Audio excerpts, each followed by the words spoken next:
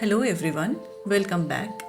I know many of you have been requesting another Bob Ross style snow peak mountain painting, and I truly appreciate your patience. I'm finally back, and today I've got something very special for you.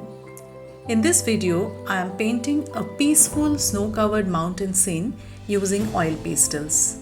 I've done this on Artist Grey Toned 120 GSM paper, and the pastels I'm using are from Sennelier, one of my favorite for their smooth texture and vibrant color payoff.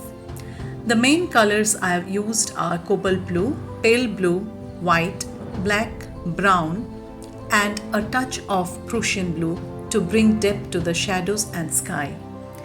It's super simple and beginner friendly, so even if you are just starting out with oil pastels, I promise you will enjoy creating this piece. I had uploaded a similar Bob Ross inspired complete mountain landscape earlier. You will find the link to the video in the description below if you would like to check it out too.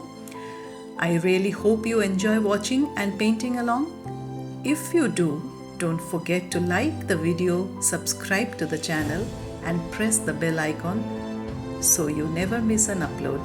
Thanks again for all your love and support. Bye bye.